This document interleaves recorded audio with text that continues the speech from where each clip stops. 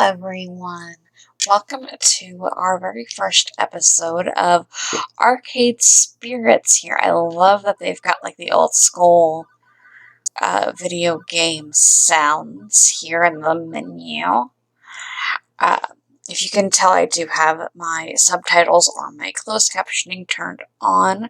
That's because I do stream as well, so if you'd like to catch me there, it is twitch.tv/DisneyForLife1987. Ignore the captions. Anyway, we're gonna go ahead on in. I have played this game before. I have it on my Switch, but I'd like to record a game for you. So we're just gonna do it on here. Database system online. New profile detected. Analyzing. New profile number 237771. Economic bracket, lower middle. Employment category, bleak. Current emotional health rating, low. Ideal candidate for premium level assistance. Proceed. Negative. Premium level assistance re-requested. Proceed. Negative. Pretty please? Negative.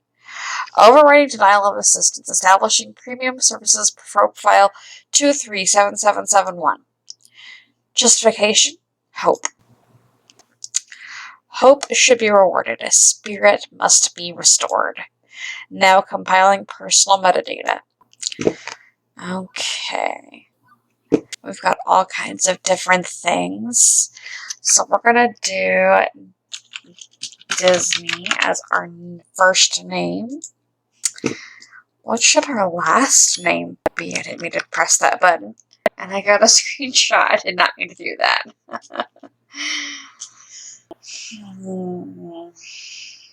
What should our last name be? We'll do this.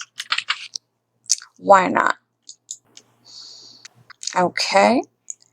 My personal pronoun is she.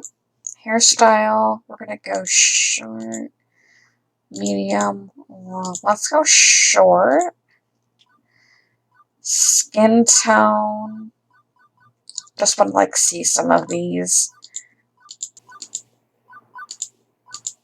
I like that. I like a little bit of a tan, but still nice and what's the word I'm looking for? Nice and tan, but a little bit of a color. Ooh, hair color. You know what? I had hair this color before, and I absolutely loved it, so we're going to rock it again. Eye color, I have blue eyes. Oh. But let me just see what this, like, low color looks. That's like almost black. I go with that. Okay. Clothing color. So we're still going to wear this. We can choose a different color. So I like that no matter what we choose on the size spectrum, it's all going to be white. Let's go with like a yellowish color. Yeah, I like that. It's not like bright, but it's nice. Name, Disney Griff. Pronoun she. Is this correct? Yes. Premium level assistance for profile number 237771. Disney Griff has been activated for the sake of her hopes and dreams. The following is a work of fiction. All references to trademarked classic arcade game titles are used under nominative fair use and should not be something or other.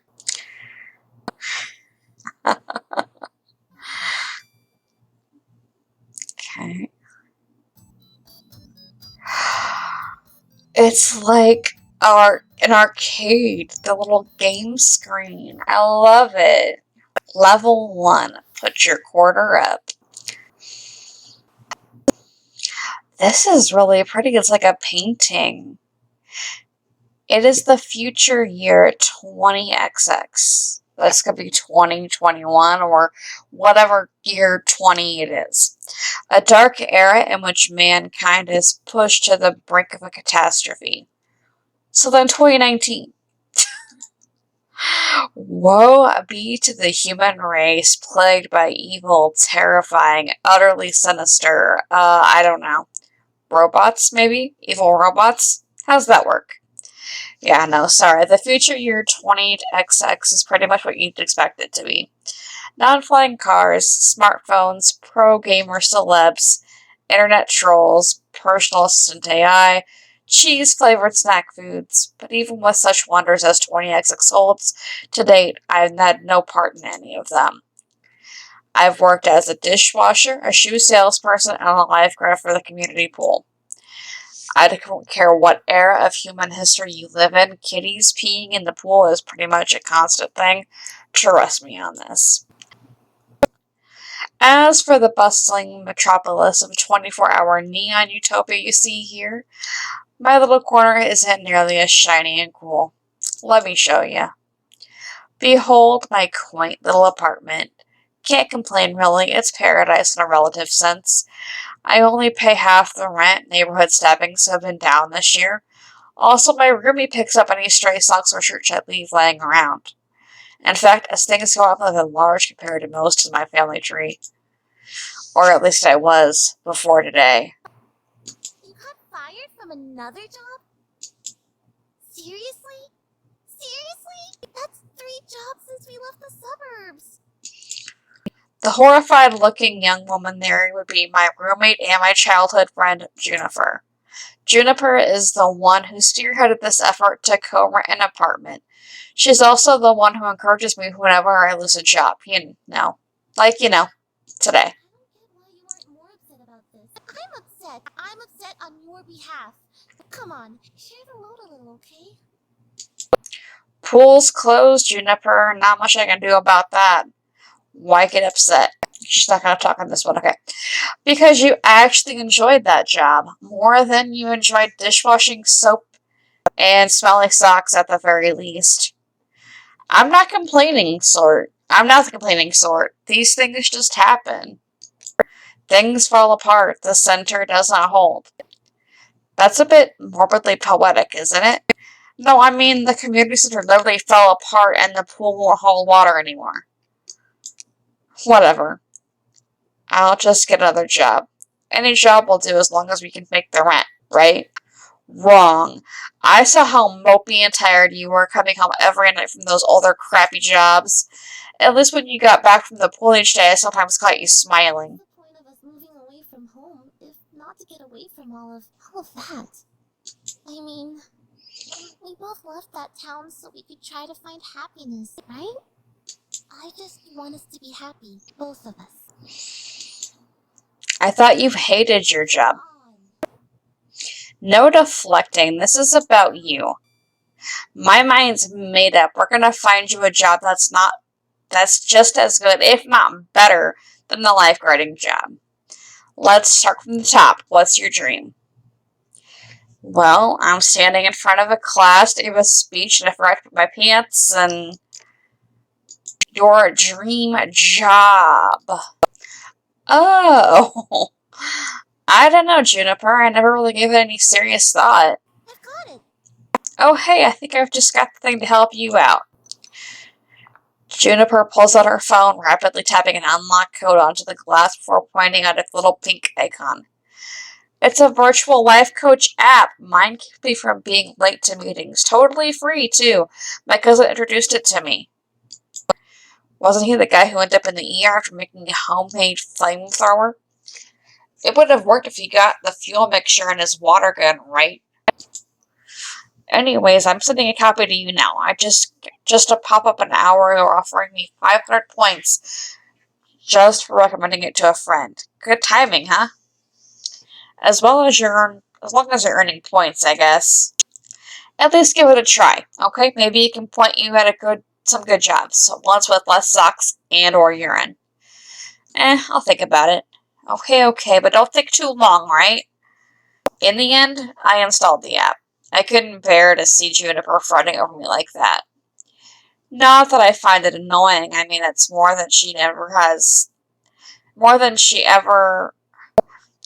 It's more that she has enough trouble in her life without troubling herself with my life, too. Both of us had it rough up to and through the point where she left home to try and start a new life. A better one. She deserves better than me and my problems. Bless her heart, she means well. She's been firmly in my corner for all of my life. The two of us, against any dark forces aligning against me. But that's not to say she's good at being my advocate. Enthusiastic? Yes. But skilled? No. Typically, the fantastic opportunities and self-help resources she sends my way are pyramid schemes or something. She's gung-ho about lending me a helping hand, but yeah. So the main reason I went ahead and installed the app was to make sure Juniper wasn't about to get her kidney sold to the black market or something. Still, no sense messing around with it now. A good night's rest will act as a neat little emotional reset button. Right? Right.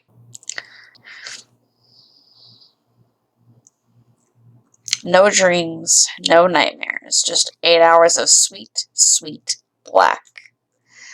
By the time morning light leaked in through the cracks in the blinds, I didn't care about being unemployed again. Juniper had already left to catch a bus to her office. She typically leaves before dawn, but she had left a note for me, pinned to the tiny fridge we shared. Remember, download app, find a dream job, make money, sort your life out. I believe in you. So, moment of truth.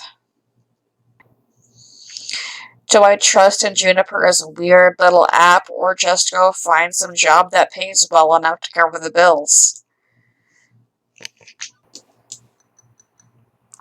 Figuring at the very least her miracle app could possibly help me find the job, I loaded up, tapped the icon, and...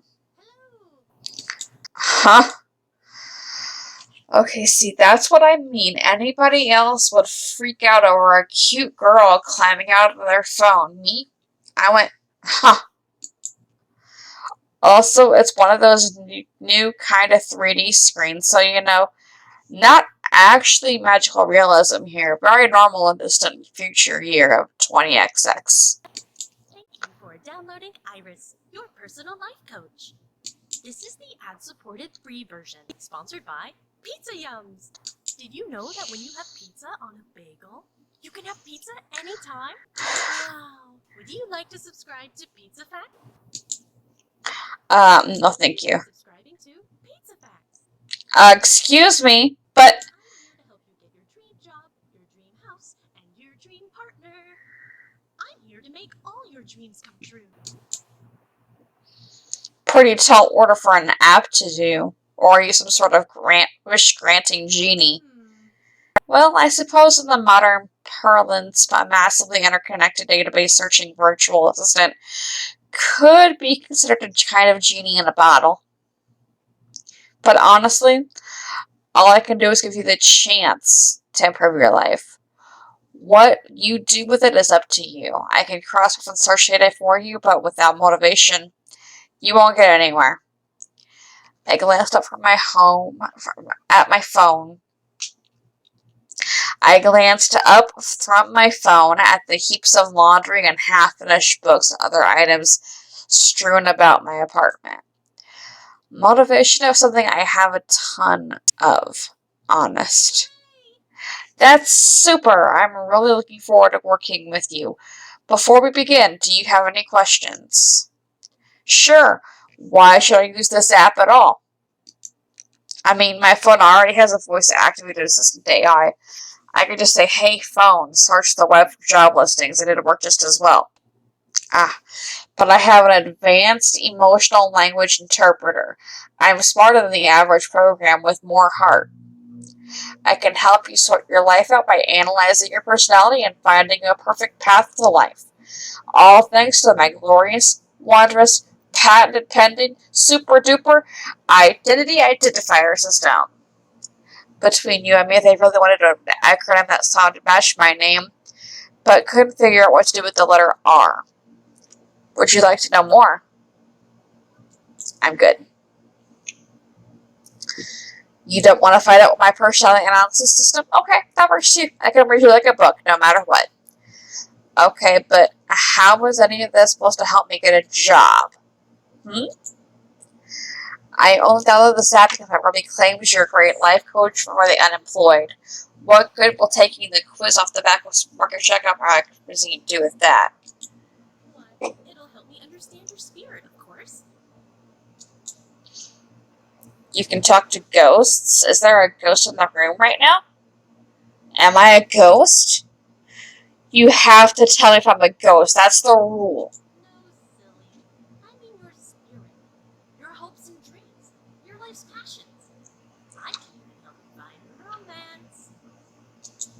Romance? Seriously? Seriously, often you can find your soulmate and your dream job in the same place. But if you'd rather focus on a gainful employment for now, that's fine too. Workplace dating, well, that's a recipe for disaster, and hitting on coworkers right from day one can be kinda awkward. Or am I looking for a love and ready to start writing right out of the gate? Never get a second chance to make a first impression. If I meet a person, why put it off? How do I want to handle this new opportunity?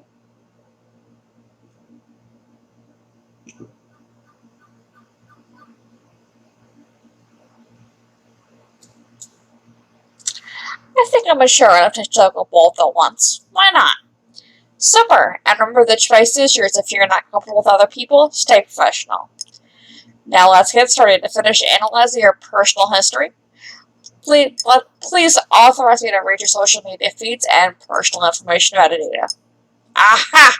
I knew it. This is some kind of scam. I'm going to break a bathtub of ice, missing a kidney. Sure, I helped register as an organ donor. Oh, you were being sarcastic. Sorry, I haven't quite finished analyzing your personality. I couldn't tell. Relax, I won't share any of your information with any third parties. This is strictly so I can find your dream job. Am I authorized?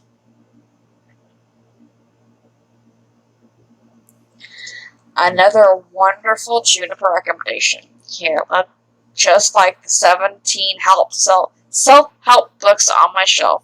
Still, 18th time is the charm, right? Yeah, go ahead. Analyzing. Please enjoy this recorded music.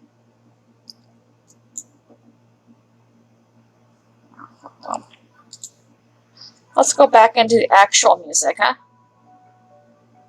Let's go down. There we go.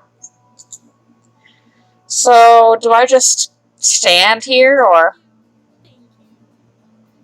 Thank you for waiting. I have identified your dream job and arranged an interview. 30 minutes from now. Please put on some nice clothes. Nicer than those, please. I don't think that's too much to ask. What?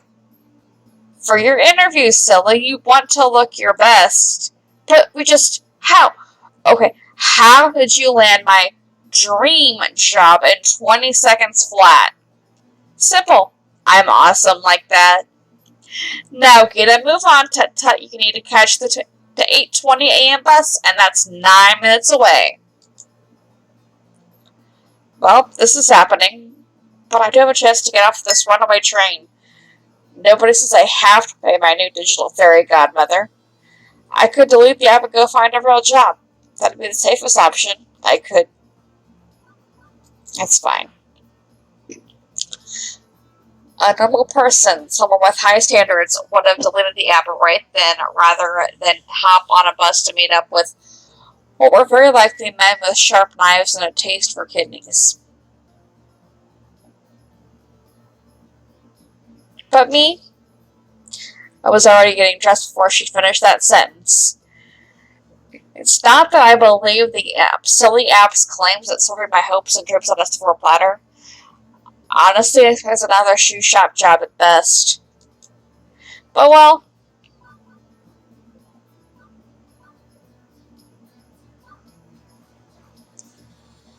what the hell? Let's do this. Juniper is right. I need to get my life in gear. So what's the harm in diving into something this wacky? Okay, there could be a lot of harm, granted, but the alternative is mope around the apartment for weeks and yeah, let's go get a job anyway. So I thought, screw it, I'm on this runaway train, let's see how far it goes. And as I came to realize weeks later, turns out that was the best impulsive decision I've ever made.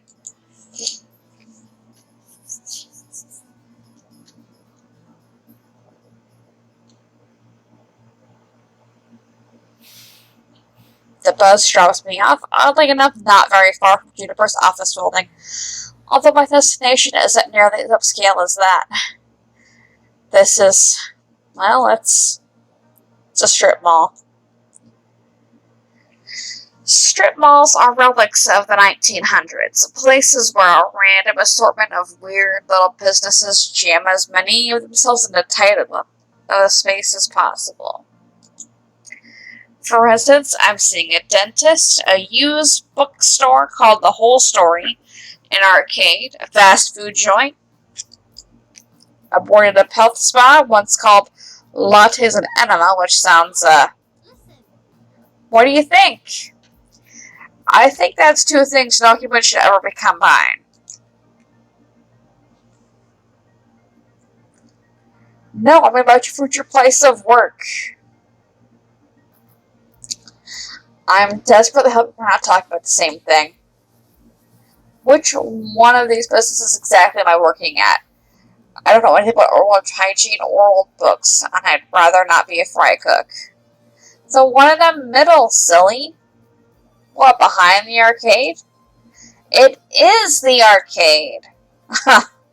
Trust me on this. I referenced and cross-referenced and cross-referenced your personality details, personal history, and social media connections. This is your dream job.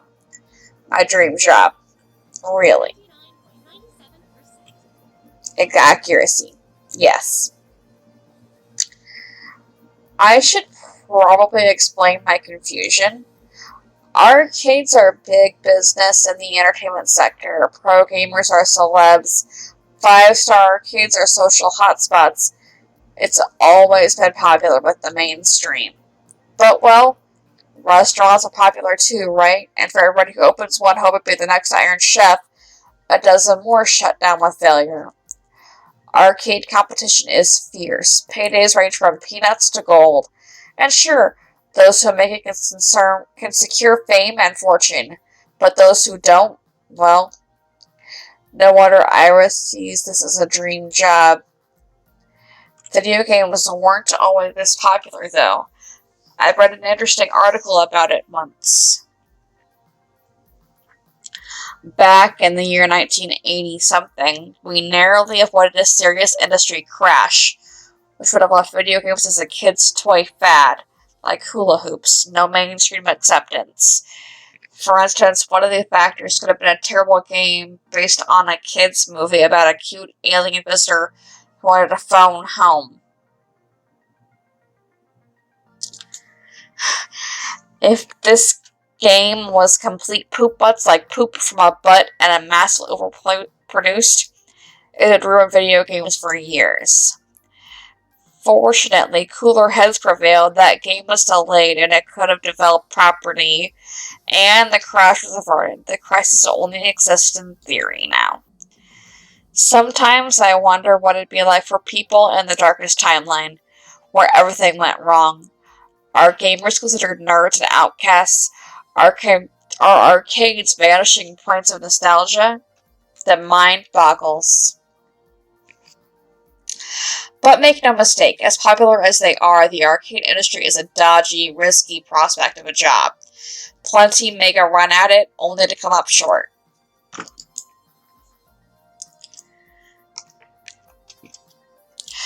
Considering Iris was tasked with getting a job I'd enjoy and keep more than a few months, this left me a bit confused. This isn't me saying no. It's an interesting prospect, but, I mean, are you sure about this? You say you're 99% sure? Sure. Won't this be like my lifeguard job, though? Satisfying, but short-lived? This arcade isn't exactly looking 5-star. It's no Deco's Palace, that's for sure. And to be perfectly honest, I was headed for inside the arcade in, 15 years. Huh. I remember really enjoying arcades when I was a kid. I wonder why I stopped going to them. Iris interrupts that thought, eager to show off her homework. My sources say yes. Trust me, when I said I was 99.97% sure, I meant it. That's not some arbitrary number. I'm designed to be a bit silly and whimsical, but my math is deadly serious. My coders made me to be a warm, personable, fronted database array that's currently laser targeted on getting you exactly what you need, right here, right now. And when this place really collapses and I lose my dream job, what makes you think that's gonna happen? Because it does. It always does. I don't think your database accounts for my family curse. We've always had to, I don't know, compromise, settle, because things rarely work out. You always have to be ready for the worst. It's why I take things in stride these days. Does that mean you shouldn't even try? I open my mouth to protest, and then close it. As often as my life tends to crumble out from under me, it's not like she was wrong. I still had to try. I mean, what the hell, why not? Buy the ticket, take the ride. That's what I told myself when I walked out the door this morning, wasn't it? No matter how risky, I owed it to myself to jump in with both feet. And when it all came crashing down, well, I'd recovered before. I'd recover again. Meanwhile, I may as well take the opportunity in front of me. So I opted to push on through those doors and see what awaited me on the other side. The air conditioning has been like a cool breeze, albeit one smelling of copper and corn chips. As it's early in the morning on a weekday, it's not too packed with gamers. Although it's so packed with games, I'd probably have a hard time finding anyone anyway. At once, I'm struck by something odd. I actually recognize most of these games. Neat! Considering I haven't walked into an arcade in over a decade, that's probably not great. Lots of vintage stuff here from the looks of it, like really old. Although I don't recognize that game with the stage lights and things. Maybe it's karaoke or dancing? Japanese import? Checking. That would be Showtime Stage, a collaboration of Nihana Heavy Industry Concern and Ruby Hubris Records in Germany. It's won a lot of awards. Huh. I recognize most of those. Whoa, is that a Mr. Moopy's Magic Maze? But the one in the middle with the split screens is new to me. Vista of Discomfort, a hybrid of real-time strategy and brawler beat-em-up. It's actually not that new. It's been a staple in the esports scene for the last 8 years. 2 genres I was utterly lousy at last time I checked. And over here is an old lady. Sorry, ma'am, I was just talking to myself and I had an overwhelming urge to complete my sentences. Thankfully, I don't think she even registered me calling her old. She looks up from her knitting seated behind the ticket prize redemption desk and offers a wrinkly smile. Hello there. Always nice to meet someone new in the Funplex.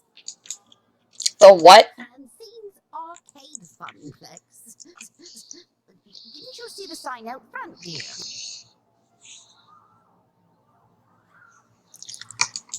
Well, I chose to knock off the first 2 words when they got knocked off the building during the storm of 1980. Now it's just the Funplex, I suppose. So, how can I help you, dear?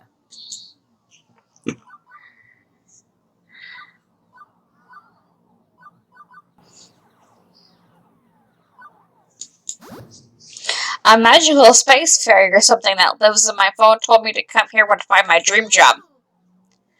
Hello, I'm a magical space fairy, apparently. I half expected her to send me packing. Pretty impulsively to just talk about Iris like that.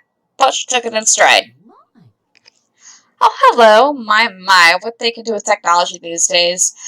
I really do marvel at what amazing things some people have in 20XX. Although I'd simply love to take a sledgehammer to those blasted video game consoles that eat at my bottom line, she said with such a kind-hearted, warm smile. Please call me Francine. As in Francine's Arcade Funplex. Get it? Actually, thinking about it, I suppose we were originally Frederick's Arcade Funplex, named after my dear departed husband. Sadly, he died peacefully in bed some years ago.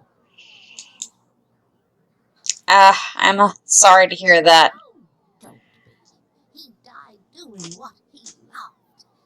Having intensely physical relations with me. Oh, that's information that I needed to know. Yes. And you are Disney Griff, ma'am. Very well. Shall we retire to the office to conduct your interview? I'd carry on out, but it's rather noisy, isn't it?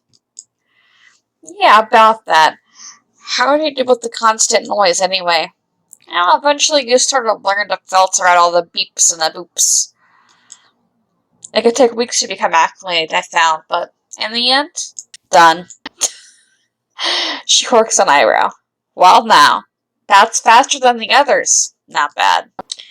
So, shall we see what you're made of? This way, please. Francine leads me back down a back hallway past public restrooms and into a door marked Employees Only. It takes all my restraint not to point at the extraneous apostrophe.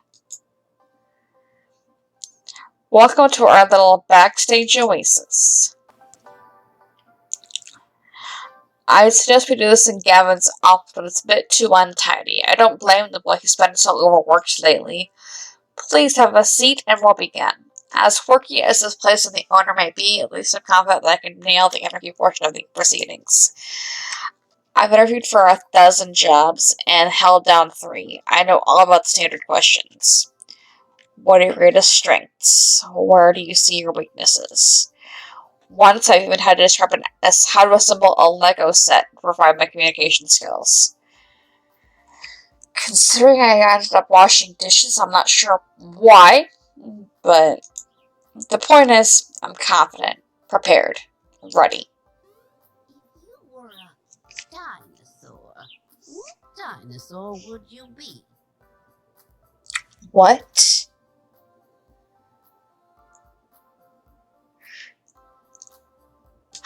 What? If you were a dinosaur, what dinosaur would you be? Right, okay. Maybe this isn't a typical job interview after all. No problem. Go with the flow. Let's do this. I've always wanted to be a bird, so... Wait, no, all that is just basically birds. Let me rephrase. I've always wanted to be a flying bird, so pterodactyl. Swooping around, catching updrafts, swaying way away from meteors. Really, how exciting. Even if, technically speaking, pterodactyls aren't dinosaurs. What's your favorite snack? Snack? If this was a favorite food, of course, you'd have this down easy. It's tacos. Always tacos. But snacks, When you have pizza on a bagel, Pizza bagels. Say pizza bagels with pizzas on a bagel. You can have... Hush, you. Come now, dear. I don't have all day. After giving a good softball, how could you forget my favorite snack? Tacos and only tacos. There is no other sustenance. I can see your person that knows exactly what they want and how to get it. You know what they say, you are what you eat. Next question. Nothing I've prepared for has helped me to plan for this odd interview. I brace myself for the next one. What assets can you bring to the team during the inevitable zombie apocalypse? Is this interview real or is this a dream? I look into Francine's deadpan expression. I know she is 130% serious. I'm essentially a MacGyver. I can make anything out of a string, a match, and a screwdriver. Especially if what you want is a screwdriver wrapped in burning string. Good, we'll need someone to build makeshift defenses and think quickly in case we get surrounded. An inventive brain is always a critical role in any survival. One more thing. The question is so simple and almost actually relevant to career planning, and it takes me off guard. I told you the magical space fairy on my phone sent me here to find a job. True. But that doesn't really answer my question, does it? There's no doubt you think my interview questions are a bit silly, but I like to think of the Funplex as more than a collection of tasks and people to perform those tasks. Most folks my age opening arcades at that time saw it as just another way to make a quick buck. But, well, I saw it as something else. Something more than a way to make a large pile of quarters. And I expect you'll find the others working here see it as something more too. Everyone has a dream they're chasing, dearie. And for my friends, it lies within the Funplex. Now, if all you want is a paycheck, I can provide that. But the last fellow in your position, that's all he wanted. And he didn't last long. So I asked you again, why are you here? To be honest, I didn't have a better answer than why not. Buy the ticket, take the ride. That's what I told myself. But that wouldn't cut it here. I needed to actually think this through.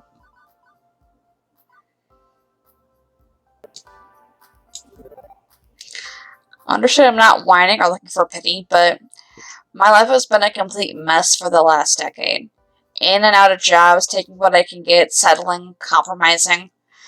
I gave up on hoping for something better a long time ago, but well, the people in my life who are close to me keep encouraging me to try and chase my dreams. That's why I'm here. I'm looking for the answer to your question. But I won't be daydreaming all the time, I promise. In my last job, I was a lifeguard. That takes a lot of focus. I'm just as attentive at helping your Funplex. That perks her attention. Oh my, a rather serious occupation that. It's the unusual step from such a troubled waters to a land of make-believe. You enjoyed this role as a lifeguard, I take it? Yes, ma'am.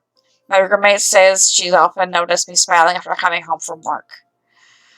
Which makes Francine smile in turn. I can't say I offer a role with such high stakes, but you'd be surprised at the many ways that one can save a life even here. Very well. I'm satisfied. Let's get you to work. I breathe easier at that. Probably the weirdest job interview I've ever had, but to be sure, and yet it felt appropriate. Like it was about far more than just filling a slot on the payroll. Francine leads me back to the arcade floor and introduces me to my duties.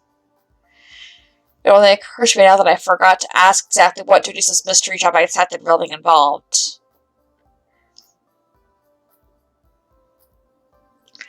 Francine gestures to the seat she was occupying previously, a stool behind the prize desk. How marvelous. Welcome to your new position, Disney. Sitting here, you mean? Sitting here and helping players redeem tickets for valuable prizes. I glanced at the wide array of pencil toppers, rubber spiders, and tiny plastic toy cars on display. Well, for prizes, at any rate.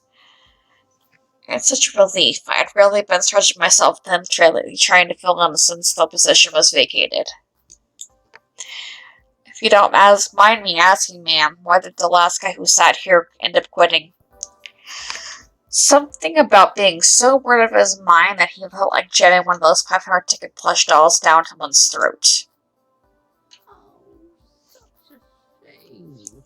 Poor dear. He just wasn't cut out for this line of work. Grandson or no, I have no patience for that nonsense. I'm sorry, the left to work to this test was your grandson? Anyway, Gavin should be by soon. He'll handle paperwork and all that administrative nonsense. Now, if you don't mind, all this talking's tiring me out some. I'll be in the back office if you need me. Okay, then. I adjusted my seating on the semi-comfortable stool, leaning against the desk. Beneath me, a wide array of cheap junk awaited my retention. I could have lost hope then and there that this job would be even slightly more engaging than being a diner or dishwasher, but I chose to look on the positive side. I'd be helping kids obtain toys that would become nostalgic memories for years to come. Right?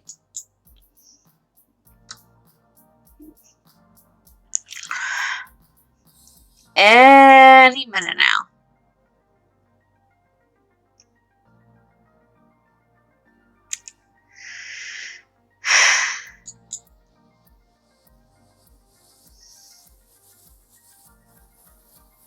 I crave the sweet embrace of death.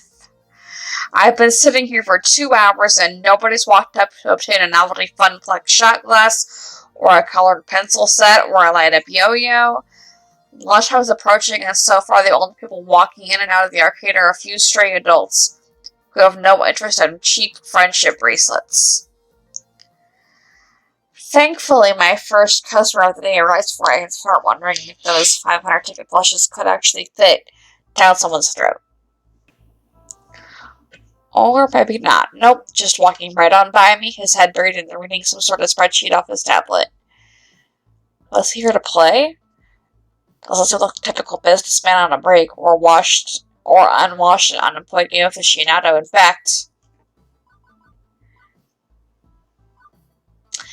he's a snappy dresser. Seems like a cool dude. Most guys I know are content to toss on a t-shirt and jeans. Not this guy. Even in an arcade, he's sharp like a linoleum knife. In fact, that rather polished look he's offering me after doubling back is rather linoleum knifey too. Hold on a minute.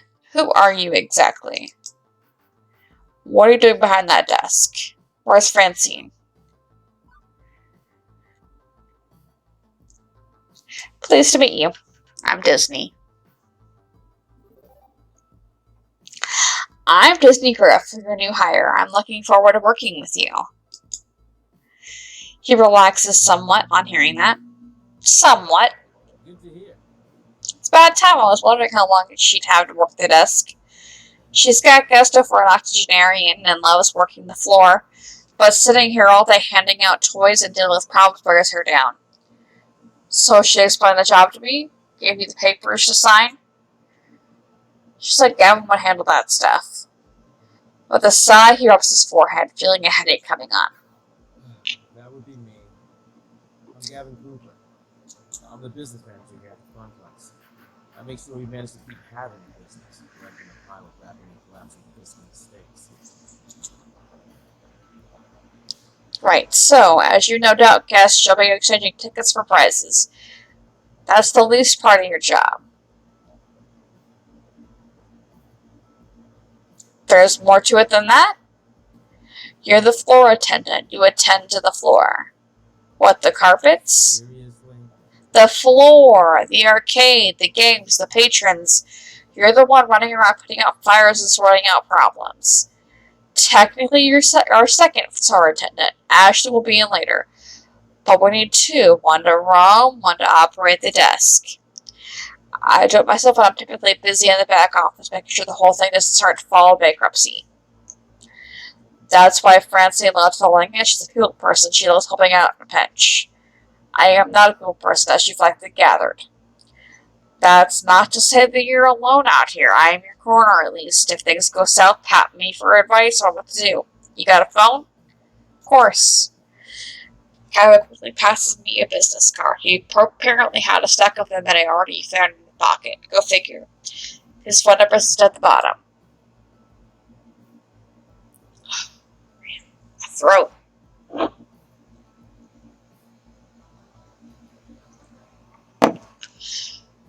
You ever worked a high-pressure customer service job before?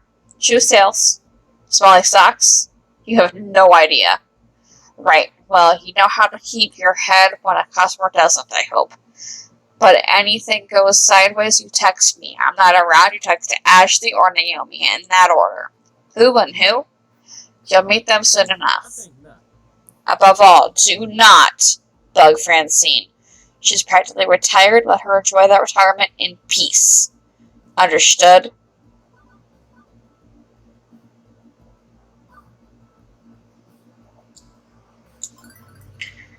This is not my first explosive ordnance test. I've worked retail and food service, and I've worked as lifeguard at a pool. Managing stress and difficult situations, even life or death ones, is something I've got experience in. You can rely on me. Gavin nods approvingly. Indeed. Good to hear. Good. I like to hear that. If you can handle yourself and exercise good judgment, you'll last a hell of a lot longer than the guy who sat there. If you stay clear and honest with me, do your work, do it well, we'll get along swimming. I have enough problems keeping this magical arc of hopes and wishes afloat. Please, don't add to my problems. Magical arc of what now? Gavin sighs again, a stress-release gesture, but his expression softens somewhat afterwards. Your Francine told you her theory, that this is more than just a job, more than just an arcade. That's my understanding. I'm not interested in words. I like to speak plain.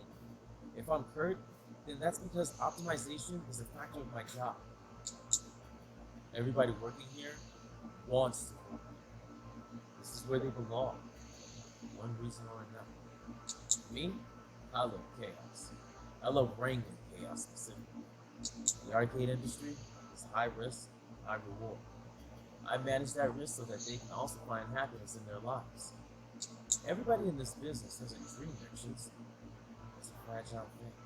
I don't want to get you crush my heart now. My job is to see to it that never happens. That includes Francine, who deserves better in her twilight years than desperately propping up a semi-failing business.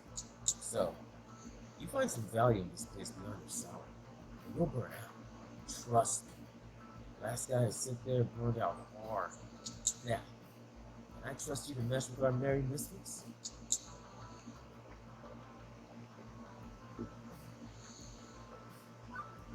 No problem at all, model employee. You won't have any issues with me. I'm a solid worker. Gavin nods, satisfied. I suppose that's a good starting point. We can build from there. Anyway, I need to go prepare your paperwork. Technically, you should be working until we cross the I's and dot the T's, but since I'm already working here, you'd rather I stick around. That would be accurate. If you're willing to fudge things a bit and work today anyway, it'd help us out a lot. Now, if you don't mind, Naomi likely could use a hand in the workshop. A good opportunity to introduce yourself as well. Got it. Wait, somebody else is here? I haven't seen anybody else. Yeah, it sounds like a Naomi. Her workshop's right through that door there. The one next to the UFO catcher. The crane game, to use layman's terms.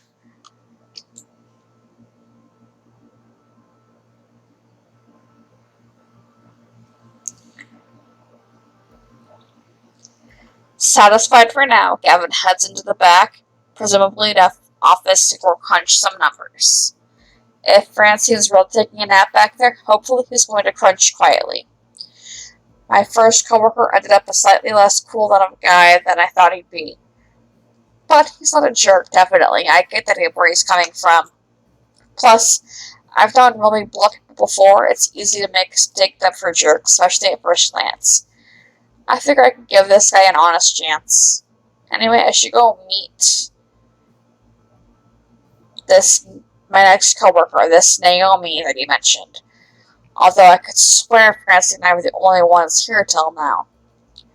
A double door, almost so marked employees only, also with an apostrophe, leads from the arcade floor to what feels like an industrial area of some sort. I turn the handle and step inside.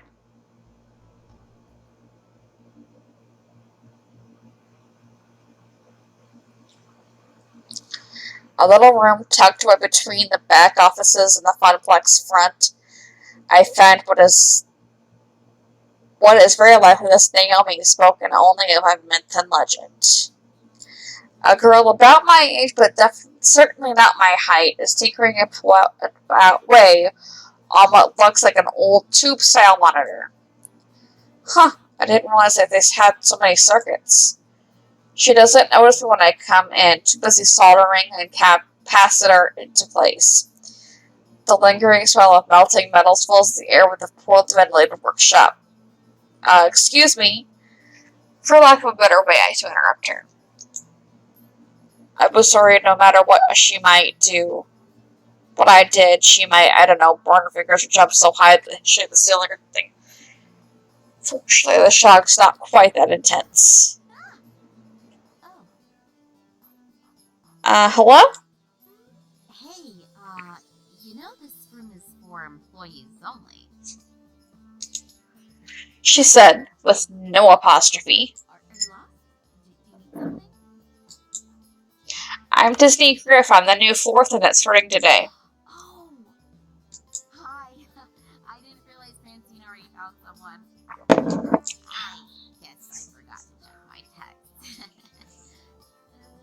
Oh, whoops. She spares a glance at her phone on the nearby workbench where a huge stack of ring notification messages lie in wait. One thought comes to mind on actually seeing her.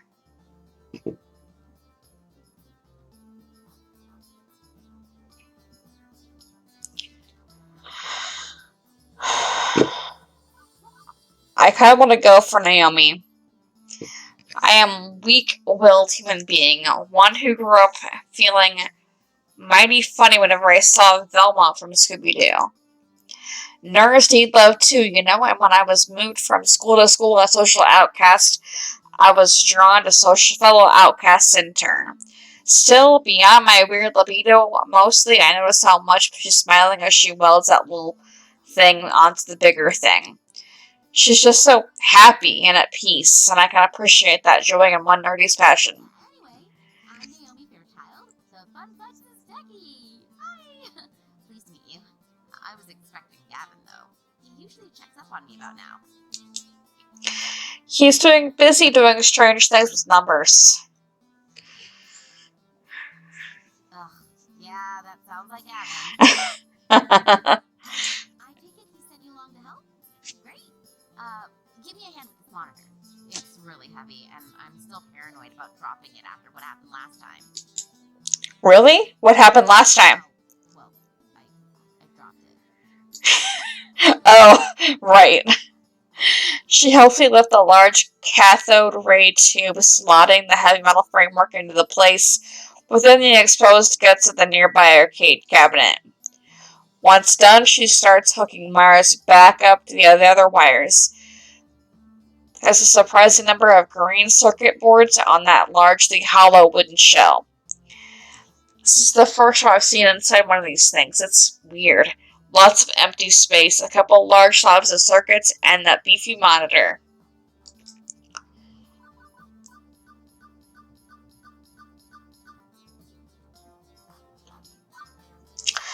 It's my first time seeing the guts of a game. I'll admit I didn't know much about anything about how arcade games tick. I figured with packed with full of circuits and things. Naomi keeps working using a pocket multimeter to check various connections as she speaks.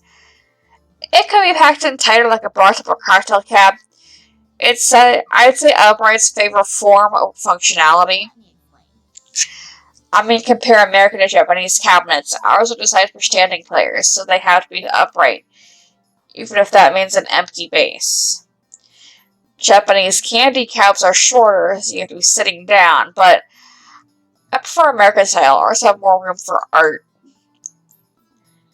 She lifts up the rear access panel, closing it with one of the many keys on her handy keyring at her side, then steps back to admire her handiwork. There's genuine joy in that smile. Not that just at a job well done, but looking at the whole thing. It's like a fine sculpture. So beautiful. Oh, I love the classic Midway style. Look at those sharp angles, the art decals, the bold font on the marquee, the bezel artwork. The what and the what and the what artwork? What the sign name points out features to me. The strip across the top by the game title, that's the marquee. The artwork the the monitor, that's the bezel. I mean, you see it too, right? How beautiful and cohesive it is, working in harmony to give this game its own unique feel, its own experience. As for me, well,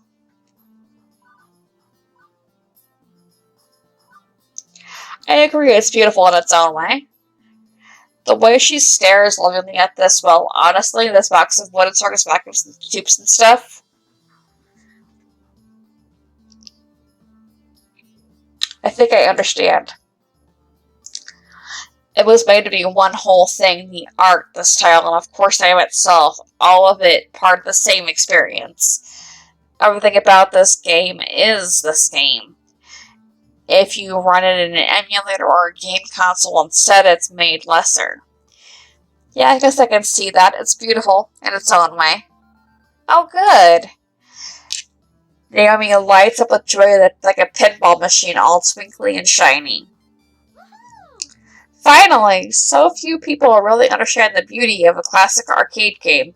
Having someone I can talk to about this stuff is really going to be great. Especially with that jerk Gavin running the numbers. Gavin, what's wrong with Gavin? Okay. I don't know. Okay, well, don't get me wrong, I can get along with him generally, but his whole attitude just, ugh. All he really cares about is money. He keeps the arcade running, yeah, but I don't know if I just know if he had his way, he'd get the whole place. If anybody's gonna ruin the Funplex, it's him. Mark my words, it's inevitable. That doesn't sound right. He seemed easy enough to get along with, and what's more, Gavin gave me the whole speech about Giffen protecting their dreams. This looks like a pretty sore point here, a long-standing argument that's the new gal really shouldn't get involved with. And yet, I'm involved, aren't I? I have to work with both of Naomi and Gavin, so I'm not really sure I'm proud at it, but I kind of want to know too. I'm not going to rock the boat. So, what's there to do that's fun around here? Play games?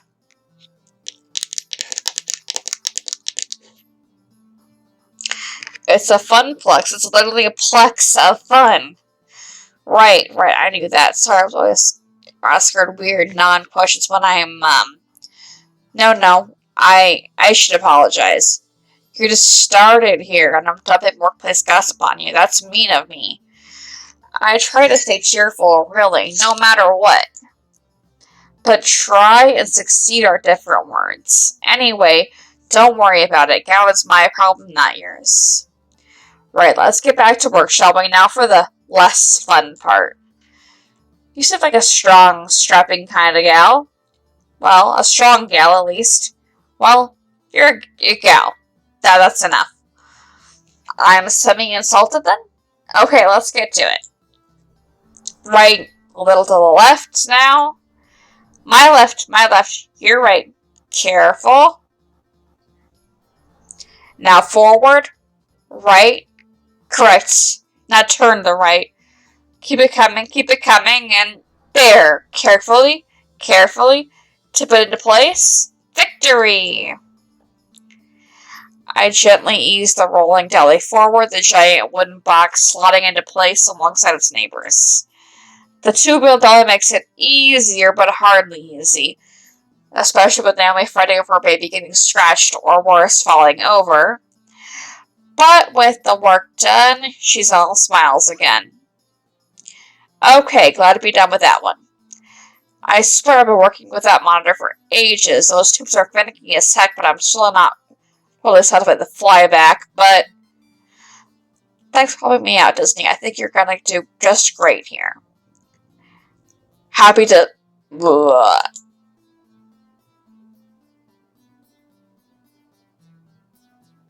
Oh, right, stomach growling. Food required, except... I wasn't going to actually be working today. I forgot to pack a lunch. You had pizza on a bagel. Now, I'm just talking here, but if you had pizza on a bagel... Shh! Hey, so any good restaurants in walking distance? I think it looks next door sells donuts and stuff, but... Oh, no, not really, unfortunately. I mean, there's a cheap web sub sandwich place, but even if that stuff was super tasty, you didn't want to go there. You need to eat healthy. Hey, I know, wait right here. And she's off, scurrying back to her hidey hole. And she's back, scurrying from her hidey hole. Lunchtime, here you go. She presses a box lunch into my hands. It's a bento box. I learned how to make them for my mom, who learned from her mom back when they lived in Japan. Rice and pickles and all sorts of good, healthy things. But you're giving me your lunch? Sure, why not? And yet, when I first walked in as a stranger, she looked super uncomfortable with me. That escalated quickly. What do you do for lunch, then? Oh, I could just get some nachos from the vending machine or hit the whole story next door. I've got a book delivery to pick up anyway. But you said eating healthy was important? See you after lunch! I can't help but think she was looking for an excuse to get some junk food instead. Naomi definitely reminds me of some sort of friends I made back in school. A little weird, a little obsessive about things, but charmingly so. We seem to think alike in a lot of ways. I think we'll get along just fine. But I absolutely hold out hope for, I don't know, more? Oh man, this is a long episode. First day on the job, Disney, get your head on straight. And yet she did give me her lunch. Me, a total stranger? Gotta be something there, right? So, a bento box. I've only seen these in anime. It's cute, and hopefully it's plenty of calories too. I'll approve the box of health food retired to the employee lounge to get my munch on.